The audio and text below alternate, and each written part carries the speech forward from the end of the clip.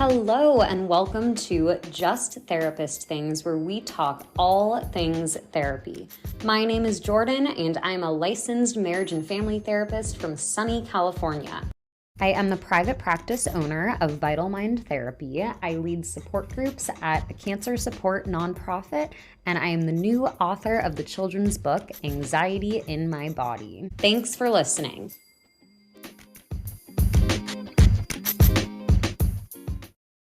In this series of Diagnosing, I, a licensed marriage and family therapist, analyze and, if necessary, diagnose fictional characters from TV and movies. Disclaimer, this podcast episode is just for entertainment, not meant to be used to diagnose and treat real people.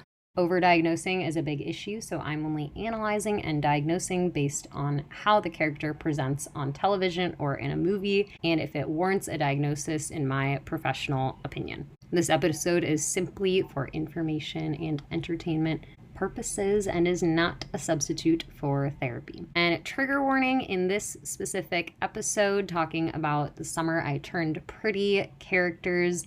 I discuss some sensitive topics such as grief, narcissism.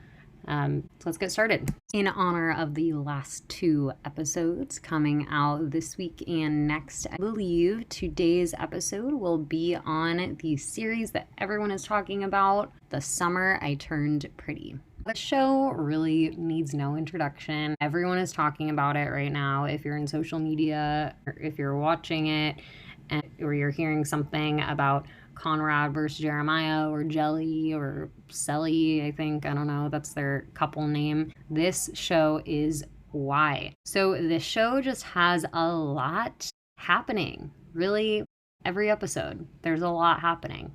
But it is essentially a coming-of-age drama about two families who are very close, and the daughter from one family is in a 3-season-long love triangle with two brothers from the other family.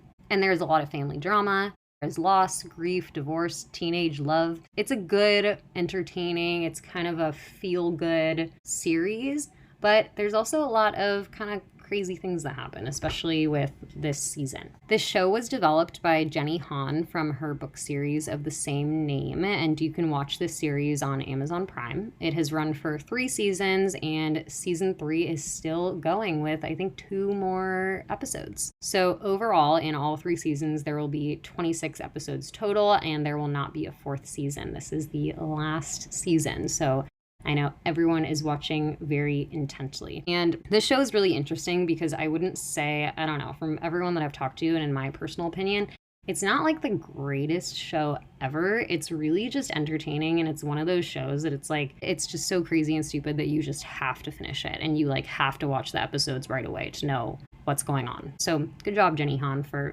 making this what it is. So the most recent episodes of season 3, it was episode 8 titled Last Kiss, and then episode 9 titled Last Call. And these were just wild.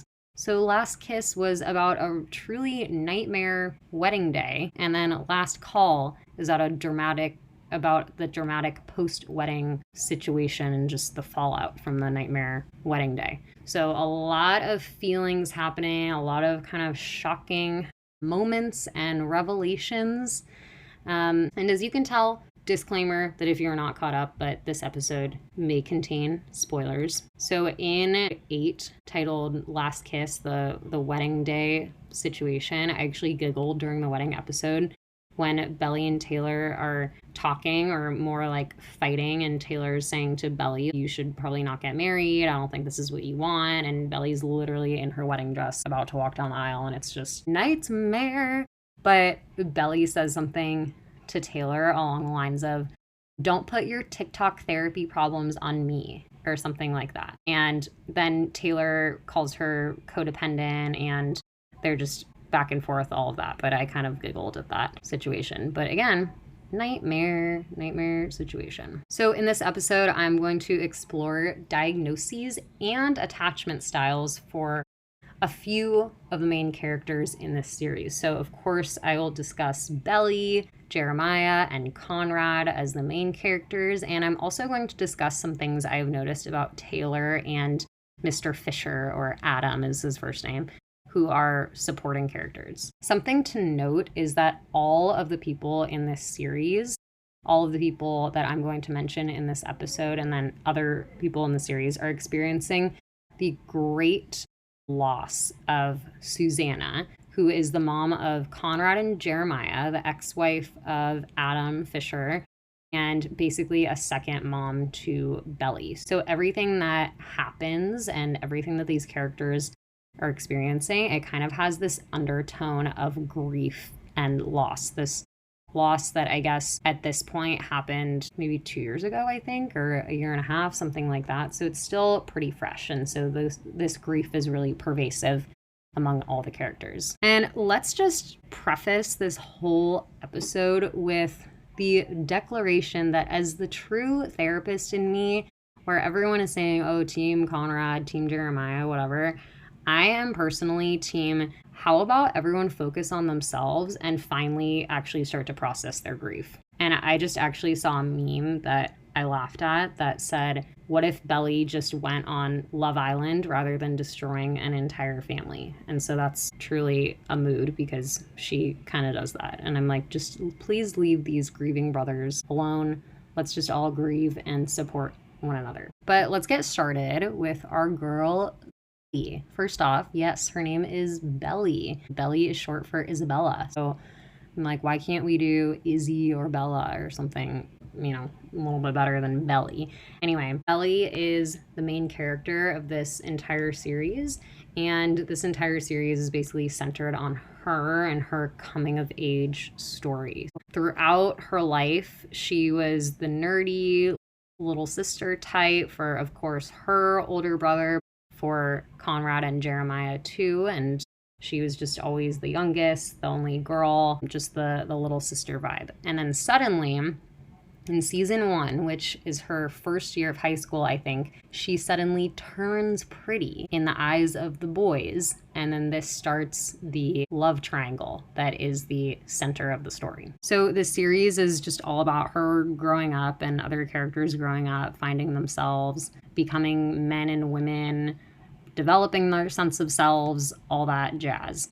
And there are a lot of insecurities and anxieties that come just with growing up, and that's with natural growth and development and finding your sense of self. But as Belly grows up, you can see that she turns into somewhat of a people pleaser, and she really relies on others for validation, reassurance, and decision making. She has a hard time finding her sense of self, and hopefully finally, after all of this madness of season 3, now that she is actually in Paris and she's making decisions for herself, hopefully she develops that a little bit more and finds who she is without all of the familiarity and the validation from others. So she really relies on this familiarity for her whole life, and that's something that, of course, a lot of people do. I mean, we are more comfortable when we're familiar, we're more comfortable with people that we know well and in those situations, but she just really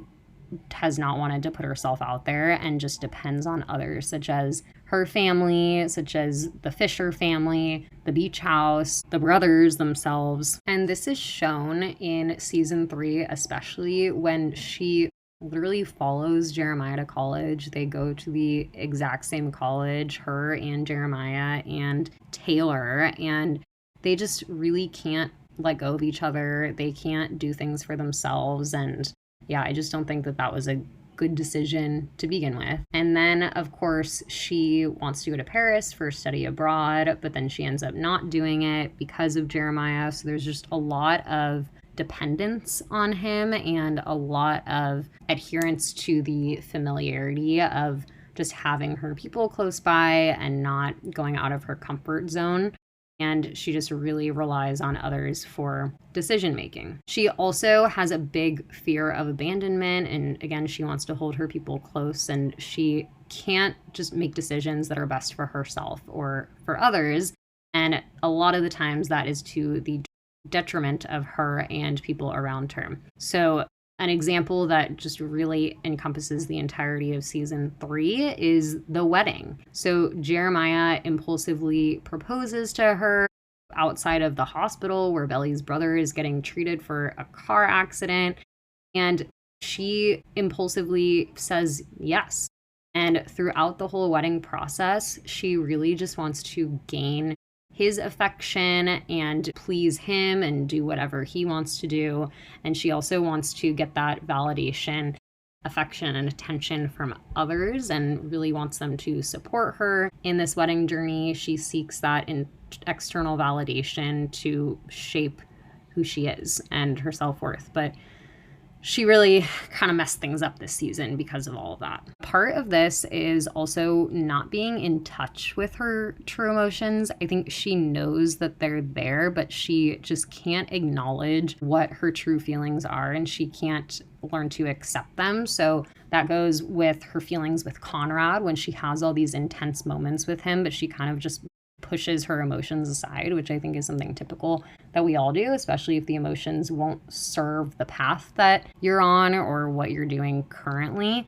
But she's just not in touch with her emotions enough to help her guide her decisions. Because you would think if you have a little inkling of like, wow, maybe I'm in love with someone else, then you probably shouldn't go forward with a wedding to especially his brother, because obviously things are going to blow up. So if she was just a little more in touch with her emotions and acknowledging what she wants to do, that she wants to go to Paris, that she wants to do things differently than Jeremiah, then I think she would have prevented a lot of the mess from happening, because she just kind of let it happen, went through with it, and then it all blew up in her face. So I'm hoping that finally, now that everything is blown up, she learns to be independent, she learns to articulate her own needs and wants, and build her own self-worth and sense of self for who actually she is, and apart from all of these familiar beings and familiar spaces that she's had throughout her life. So now for the diagnosing part for Belly. You can probably guess that there's a lot of anxiety going on with her. You could argue maybe there's some separation anxiety, things like that.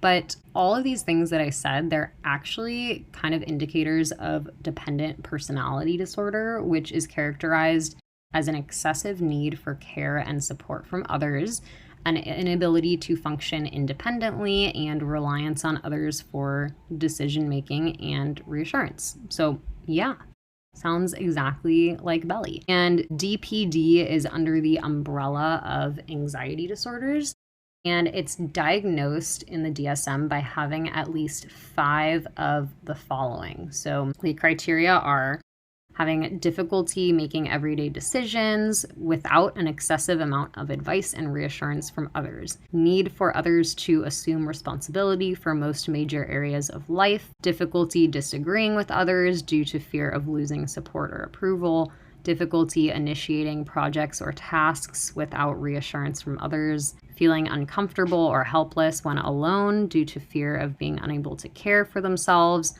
goes to great lengths to obtain nurturance and support from others, such as enduring abuse or mistreatment, quickly entering into new relationships when old ones end, feeling distressed or helpless when a close relationship ends, fear of being alone or abandoned, and has difficulty expressing disagreement with others, even when their rights are being violated. So usually people who have dependent personality disorder have a history of trauma and abuse and are pretty just submissive in their relationships, and also really try to latch on to relationships that they have. So these things that I mentioned that are the criteria, I would say that Belly exhibits, I think, like in moderation, these criteria, and just a few of them.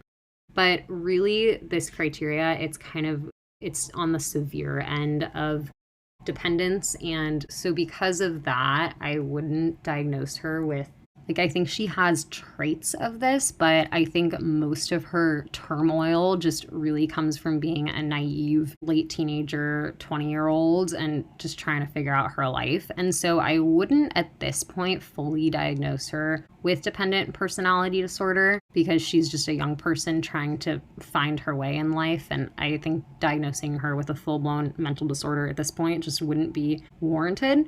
So I'm going to say that instead she has an insecure attachment style with some indicators of dependent personality disorder. And what is an insecure attachment style? So there's 4 main types of attachment styles, and an insecure attachment style is just basically the other 3 out of 4 attachment styles that is not a secure attachment style. So the 4 attachment styles are secure, anxious, avoidant, and disorganized. And there's other terms that may be used, like for example, for anxious, another term could be preoccupied attachment style. Another word for avoidant could be dismissive.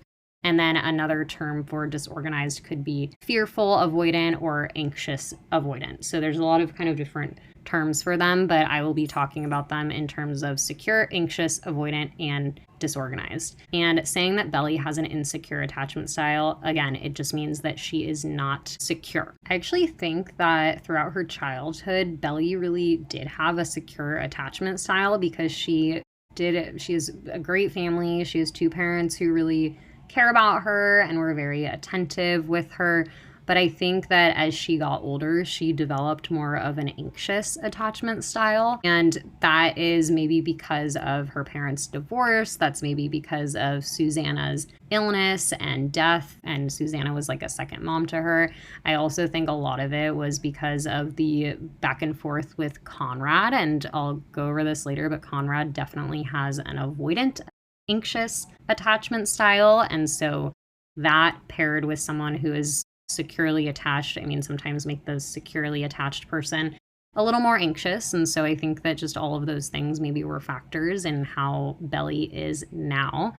But anxiously attached individuals, they often worry about their relationships a lot. There's often a fear of abandonment. There's a need for that validation. They're very sensitive. They may become overly dependent on familiarity. And they often question their worth and can't make decisions for themselves. So all of that really sounds like Belly. And again, I wouldn't diagnose her with the full-blown mental disorder of dependent personality disorder, but I will say that she has an insecure attachment style with some indicators of dependent personality disorder or dependency traits. So that is Belly's formal diagnosis from me. And now let's move on to Conrad. Conrad is the eldest son, the eldest child in his family, and he is also the oldest kid among the summer house, beach house cousins, family friends. Conrad was always the responsible one, always the one to take care of the younger kids, and especially the one to look out for Belly when all the kids were young and Jeremiah and Stephen were the younger brothers and they were just kind of off doing their own thing. Then Conrad really looked out for Belly. Conrad is a very deep thinker. He's very highly intelligent. He's in med school currently.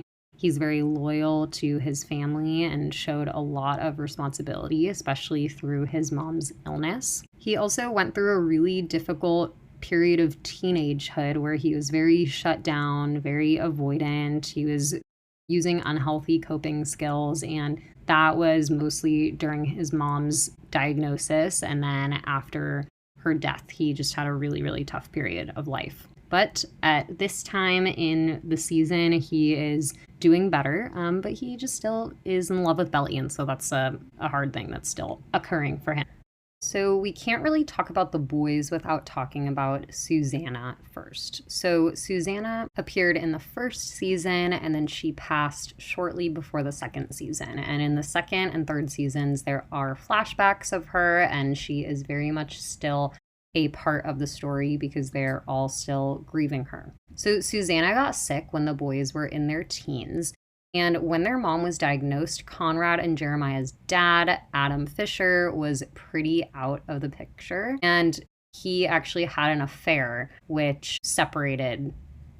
And he actually had an affair which ended up being the reason that him and Susanna separated. But it seems like they didn't have a great relationship before then. So when she was going through her cancer journey, then he was really out of it. And so it fell on Conrad and Jeremiah to do a lot for their mom. Susanna had 2 bouts with cancer. She survived the first cancer diagnosis and unfortunately passed from the second diagnosis.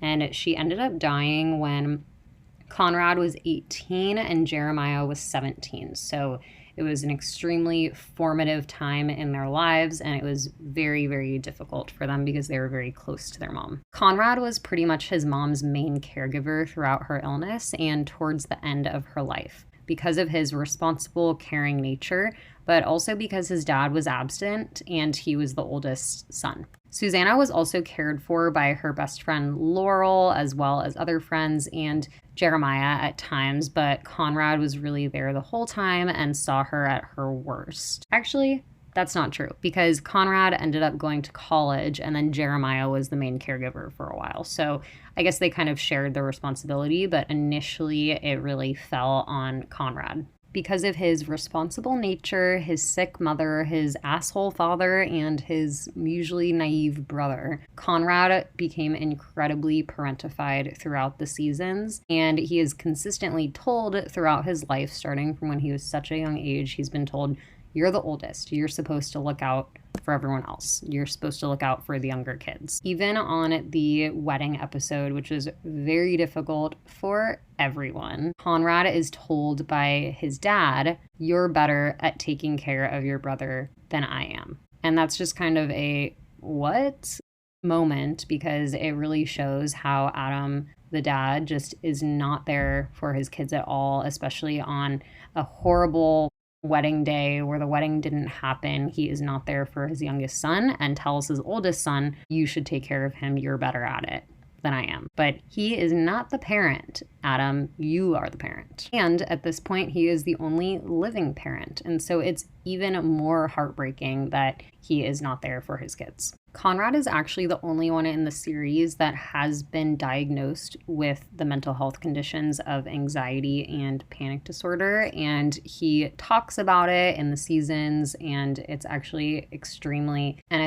really great how the show does this and really normalizes that a wonderful character, a main character of a show can go through. And I think it's really great how the show portrays this and shows him going to therapy and with a formal mental health diagnosis and just seeing how he copes with it. So they did a really good job at normalizing it and showing how anxiety and panic disorder actually presents. So Conrad has shown anxiety throughout his whole life with growing up as the pressure of the parentified, responsible kid, but his anxiety really comes to a head during his mom's illness and afterwards. He experiences a lot of panic attacks, negative thinking, excessive worry, and a true inability to cope or function with day-to-day life. I also think he suffers from situational depression during his mom's illness and after her passing, because he draws away from others, he loses interest in activities, and he exhibits low mood and low energy. Also, throughout the seasons, he has been shown coping with unhealthy coping tools such as alcohol and smoking weed. In season 1 and 2, we actually see Conrad having panic attacks, and so that is really telling of just how his mental status is doing. And the panic attacks, they seem pretty realistic with how they present. It seems like he feels like he's having a heart attack and just can't breathe, which are typical signs of panic. But another way that Conrad shows that he has an anxiety disorder and he needs help with his anxiety is he has many cognitive distortions, and specifically he has the cognitive distortion of magical thinking, or thinking that something you do will influence a completely unrelated outcome. And an example of this is when he shares in season 2 with Belly that he has this recurring thought or narrative in his mind that if he keeps everything inside, his mom. He also shows the cognitive distortion of catastrophizing when he first tells Belly about his dad cheating, and he has the thought, I just kept thinking that if I do this, this awful thing will happen. But if I do that, then this other terrible thing will happen. So this is kind of a combination of catastrophizing and also magical thinking, because he's thinking about the worst case scenario, but he's also thinking that if he does some unrelated then something bad will or will not happen. At the beginning of season 3, Conrad goes to therapy and he eventually starts healing his anxiety and just doing really well. So we know from the show that Conrad struggles with anxiety, and I can't remember if depression was mentioned in the show, but I think it's pretty obvious to the viewers that he struggles with depression as well. But the formal diagnosis that I would give him is generalized anxiety disorder, and then a separate diagnosis of adjustment disorder with depressive mood, and then also panic disorder. So the generalized anxiety disorder diagnosis is due to his continuous excessive worry, irritability, restlessness, and difficulty concentrating that has lasted for more than 3 months. The adjustment disorder with depressed mood is because the depression developed as a result of a stressful life event. And so that's the adjustment disorder part. And then you have to specify it with what the symptoms are. So depressive symptoms or anxious symptoms. And some could argue that this doesn't need a diagnosis because it's just he's grieving his mom. But I think this warrants a diagnosis because the depression is actually, because the depressive symptoms can actually be diagnosed as a real depressive disorder. And it's not just grief sadness, it's more than grief sadness. And this is shown by the persistent depressed mood, the loss of interest in activities, and feelings of guilt or worthlessness. And lastly, panic disorder, because he does have recurrent panic attacks that come out of nowhere. And he also shows being worried that he is going to have another panic attack. I think he expresses that to Belly a few times, and Jeremiah in season 2 especially, that he's worried about having panic attacks. And we see the scenes of him having a panic attack, so we know the symptoms where he has shortness of breath, his heart is beating really fast, he's shaking and sweating and feels like he can't breathe or that he's going to die. So that is his formal diagnosis. And I'm also not diagnosing him with this, but I'm just naming that he also has an avoidant attachment style. He definitely tends to push others away and he internalizes his problems. And this has shown to be really tough for Belly and kind of why Belly is the anxious attachment that she is. It's because Conrad has really kind of toyed with her and has pushed her away, but then has also brought her back and hasn't let her in and things like that. And he has a really hard time letting other people in and just tends to kind of be a hermit and retreat within himself when he is feeling anxious and depressed or he's just having a tough time. And this is most likely because of his parentification and his responsible and perfectionist nature. Now let's move on to Jeremiah. So I know there's been a lot of hate for Jeremiah. He's done some not so stellar things, but I honestly just really feel sad for this boy. Throughout his whole life, Jeremiah has basically just been treated like a more naive, less serious, less responsible Conrad. He has been the second option for his dad and for Belly. And whatever he does, he just can't seem to be good enough for anyone. The only one he wasn't a second choice to was his mom. And Susanna did a really good job at loving both of her boys for who they are and celebrating both of their unique strengths and qualities. But his mom kind of did F him up a little bit. Sorry, Susanna, because throughout his life, Susanna called Jeremiah her smiley sunshine boy. And that, coupled with being a second choice for other people and with everything else, that put a lot of pressure on him to always be happy and carefree and tie his worth to being this smiley, happy boy. So he often puts this mask of optimism on to hide what's going on underneath all that. Because of this, he developed a big inferiority complex and he turned into a big people pleaser, especially with his dad, Conrad, and Belly. Because of being a second choice, he also has a big fear of abandonment and he's worried about people not choosing him and people not staying with him. And this is what makes him act impulsively, such as proposing to Belly because he was very scared of losing her. This was also shown before the proposal when Jeremiah picks a fight with Belly because he knew that she saw Conrad over Christmas break, and then he goes to Cabo and he cheats on her. So this is his way of trying to push her away because he is scared of losing her. And so he kind of tries to beat her to the punch. So that's a little bit of avoidance, but definitely feeling very insecure about his relationships and his self-worth, which is characteristic of anxious attachment style. So although there is anxiety there, I am actually not going to diagnose Jeremiah with an anxiety disorder at this point because he doesn't exactly meet the criteria for any specific anxiety disorders. It could possibly be adjustment disorder with anxious factors. That's a possibility, just kind of post grief, still dealing with all of those emotions leading to the anxiety. So I'm just going to say at this point that he definitely has an anxious attachment style. And again, parts of anxious attachment style include a fear of abandonment, low self-esteem, seeking approval from others, needing reassurance, being a little clingy, needing emotional responsiveness from family and friends. And another factor that is really present, especially among children, and develops into adults with anxious attachment style is something called emotional hunger. And that basically means a child who is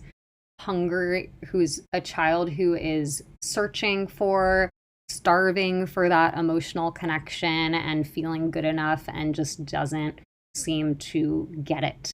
And so that sounds a lot like what Jeremiah is experiencing, just never feeling like enough. Individuals with anxious attachment style are also individuals who are very sensitive. They're attuned to their partner's needs, but they're very insecure about their own worth in a relationship. And if a relationship seems to fail or their needs aren't met, then they may label themselves as not being worthy of love. So you can kind of see that post-wedding when Jeremiah, understandably so, is very down on himself, is very self-deprecating, and just feels like he's not worthy.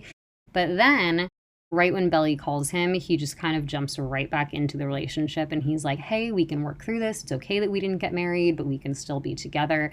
And so that just really shows he needs that reassurance. He needs that connectedness to feel okay. Now let's move on to Taylor. So Taylor is Belly's best friend, and she is really great. She's one of my favorite characters for sure.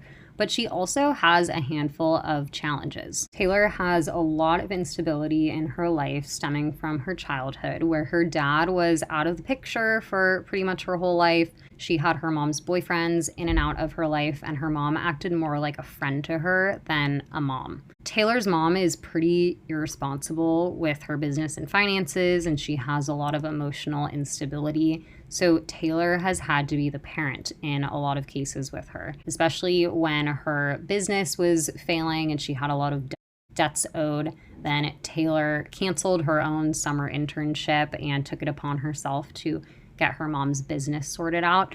And she typically is the one to soothe her mom, to go in for the hug, to reassure her mom that everything is going to be okay. So she is in a very parentified role. But inside, I think Taylor really just wants to be taken care of because she has always been the one to take care of others. She's taken care of her mom. She's taken care of Belly too with all her drama. And she has this tough exterior and this confidence that she exudes. But underneath that bold confidence and hard exterior are feelings of just being a scared, insecure girl with fear of abandonment and fear of things being unstable. So not diagnosing Taylor with any specific mental health disorder, but I do think she has a mixed attachment style of anxious avoidant attachment. I think she has a mixed presentation because she needs reassurance and validation, but she also has a tendency to push people away as a form of self-protection. Her characteristics, anxious avoidant attachment style that Taylor shows are difficulty trusting others, maintaining an emotional distance, struggling with the dichotomy of autonomy and closeness, self-reliance instead of trusting others, reluctance to share and express emotions, tendency to pull away or withdraw, and challenges with vulnerability. But Taylor is amazing. She is one of the best in the series For sure. And side note, I love Taylor and Steven, and I honestly feel like Steven is going to help Taylor confront and challenge her deep-rooted insecurities. So go Taylor and Steven. Next, let's talk about Adam Fisher, Conrad and Jeremiah's father. So everyone is talking about Conrad and Jeremiah, hating on Jeremiah, loving Conrad, etc. But I think we should be talking more about their dad, because a lot of Conrad and Jeremiah's flaws are the results of being the children of a narcissist. Adam Fisher's narcissistic parenting and emotional abuse has gone unchecked for a long time and has had a huge impact on the boys' development, which we see play out greatly in season 3. An article by TV Fanatic explains this well and says, while Conrad was overburdened and crushed under the weight of Adam's expectations and pressure, Jeremiah was overlooked and erased by Adam's emotional neglect. Conrad internalizes, whereas Jeremiah overcompensates and performs, end quote. A good example of this is at the Last Supper episode lunch, when Belly and Jeremiah announce their engagement. First off, Adam is totally rude to Laurel. He cuts her off in conversation, and when she generously offers to pay for the lunch, he disgustingly then changes his order to the most expensive thing on the menu and orders oysters and champagne for everyone. This seems like a very sexist, chauvinistic play, as if to say, well, you think you have money, then let's see how you can pay for all this. Another term for how Adam is with Conrad and Jeremiah is the heir-spare mentality, which is a term referring to the firstborn and secondborn sons. And it basically means that the firstborn son is the treasured, successful child, and the second is just a spare in case anything happens to the first. This heir-spare mentality enforces impossible standards that he expects his boys to meet. And this fosters a sense of competition between Jeremiah and Conrad. Adam always boosts up Conrad and shuts down Jeremiah, facilitating Conrad's perfectionism and Jeremiah's inferiority. Especially now that Conrad is in med school, he is so wrapped up in the idea of Conrad being a doctor that he doesn't even care. He just kind of glazes over that Conrad got fired from his internship.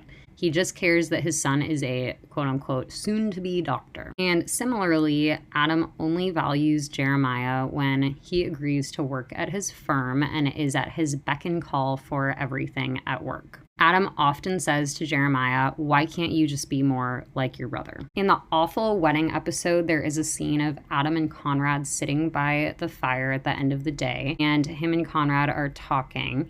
And Adam just still does not want to put in the effort to be there for his kids, or especially his youngest child who just got basically left at the altar and is having a really tough time. And he even says to Conrad, well, you're better at taking care of your brother than I am. And he just doesn't have any inkling to go and to be with his son in his time of need. To his credit, he does at the end of the episode, he has kind of a beautiful hugging moment with Jeremiah, but that seems like it's pretty facilitated by Conrad, because Conrad basically says to him, like, come on, can't you just be there for your kid? Like, why are you still prioritizing the woman that you cheated on our mom with instead of your kids? And so then maybe that gets to him, and then that's why he has the beautiful hugging moment with Jeremiah. So to summarize, instead of being in tune with his children's emotional states, Adam solely focuses on their achievements and shows love and validation based on performance. He is also very self-centered, emotionally manipulative, and has a need for admiration, very characteristic of a narcissistic parenting style. So let's talk about therapeutic treatment for all of these characters. Well, they all need to go to therapy, and the boys in Belly need to have some separation. So let's stay in Paris, Belly. They could all use grief therapy because there are a lot of unprocessed feelings related to Susanna's death. But here are also some specific therapies that I think could greatly benefit the crew. To start, let's give some cognitive behavioral therapy to Conrad for his anxiety and panic disorder, so he can learn to challenge his distorted negative thinking. He can learn anxiety coping tools and think more positively about himself. Let's give some acceptance and commitment therapy and feminist theory to Belly, so she can feel more empowered. She can explore her values and goals and develop her sense of self. Attachment-based theory and person-centered therapy for Jeremiah, so he can explore parent-child relationship wounds, learn to gain control over his own life, and grow and gain insight into himself and his own values. For Taylor, we'll give her acceptance and commitment therapy and attachment-based therapy, so she can develop her sense of self and explore insecure attachment styles. And for Adam, well, you can't really help a narcissist unless they want to help themselves. So let's start with family therapy for the whole Fisher family.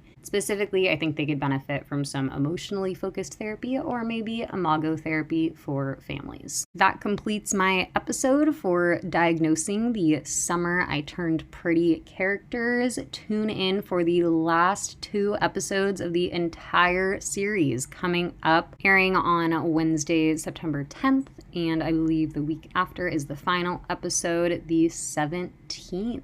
I know I'll be watching, so let's talk about it. Thank you for listening to Just Therapist Things, where we talk all things therapy. I'll talk to you soon.